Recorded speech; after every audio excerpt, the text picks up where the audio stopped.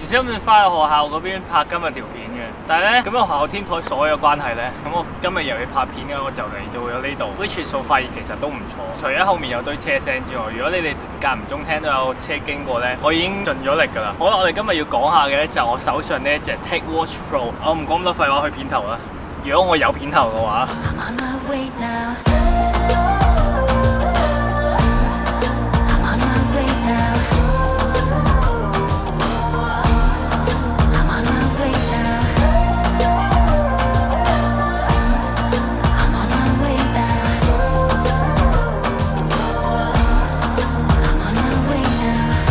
呢隻錶咧，其實我上個禮拜已經拍過條片講過佢㗎啦，但係嗰條片咧就係講啲重點功能同埋好 general 咁介紹呢隻錶啦。而今日咧就真真正正評測下呢一隻 TicWatch Pro 啦。如果你冇睇上個禮拜嗰條片嘅話咧，你快啲停咗而家呢條片，去翻呢度睇翻，或者呢度先翻嚟睇呢條片，又或者你睇完呢條片再去翻嗰度睇，是但啦，我唔理你啦，我講咗好多廢話，我哋開始啦。如果你冇睇上個禮拜條片，又選擇繼續留喺度嘅話呢，咁我都長話短說講下佢到底係啲咩嚟㗎啦。TicWatch Pro 係一隻高性價比、定位喺高階嘅 Android Wear 手錶，而家叫 Wear OS 啦。Google 呢排唔知做咩事，成日都好中意改名，係好鬼煩嘅一件事嚟。呢隻 TicWatch Pro 喺香港售價只係1998啫，但係咧喺佢嘅外觀係絕對睇唔出佢係一隻賣緊2000蚊樓下嘅手錶嚟嘅。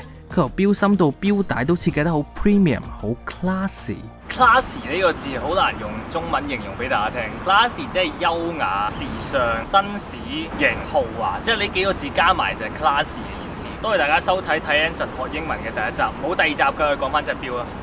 錶芯嘅圓框、側邊個兩粒掣同埋背面咧，都唔係用普通嘅鋁合金，而係用不鏽鋼去做嘅 ，which is 幾驚喜啦喺呢個價位。其他部分咧就用翻塑膠去做嘅，我諗係想控制翻個成本低啲啫。有人可能覺得會好 cheap， 但係咧其實我老實講又唔係真係覺得好影響到隻錶嘅外觀嘅。同埋用翻塑膠有一個好處就係佢可以令到隻錶冇咁重啦。隻錶本身已經夠大噶啦，如果再重啲，我諗我唔會好點樣帶佢出街咯。所以其實用塑膠都有塑膠嘅好處嘅。錶帶亦都係另一個驚喜位啦，要見人嗰邊係用皮做嘅。入邊嗰邊咧就用翻直膠做，呢個咁嘅組合咧，我覺得係一個好聰明嘅做法嚟嘅，因為見人嗰邊用皮做可以令到成個感覺更加 classy 啦，但係入邊用翻直膠咧就會舒服啲、柔軟啲，夏天出汗嘅時候咧都唔會咁黐入笠啦。我自己其實係幾滿意佢呢個原廠嘅錶帶嘅，因為佢外觀同埋舒適度平衡得幾好。但係 for whatever reason 你唔中意呢個錶帶嘅話咧，錶帶當然你係可以換噶啦。好啦，到呢隻錶最大嘅賣點啦，就係佢個 mon， 佢有兩個 mon 嘅嚇。咩叫有兩個 mon 啊？你講乜嘢啊？都記得你睇上個禮拜條片噶啦。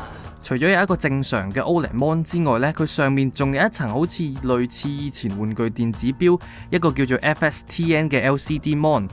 當個 OLED mon 一熄嘅時候咧，呢個 LCD mon 就會自動長着噶啦。咁點解要加多層 LCD 喺面呢？最大原因就係因為慳電啦，因為佢呢個 LCD 嘅耗電量係好低嘅。官方咧就 claim 佢有5至30日嘅電量，其實好老實講，正常用嘅話係冇可能有30日咁長噶啦。佢30日嘅數字其實係講緊一個淨係用佢 LCD mon 熄晒所有藍牙 WiFi 嘅一個叫 Essential Mode 入邊先有30日呢個數字嘅啫。而喺呢個 mode 嘅情況之下，我已經唔當佢係一隻智能手錶嘅，所以正常人我諗都唔會用呢個 mode 噶啦。而你正常由佢自動咁樣切換 OLED 同埋 LCD mon 咧，佢最多可以用到2日。2日其實喺普遍嘅一個 Android Wear 手錶嚟講已經算係中間偏上嘅一個水平嚟㗎，所以其實佢的確係有慳到電嘅。當你到電量低嘅時候咧，佢就會自動轉去啱啱講到嘅 Essential Mode 嗰度。咁喺嗰個情況就可以用多3日啦。咁加埋就係官方 claim 嘅5日啦。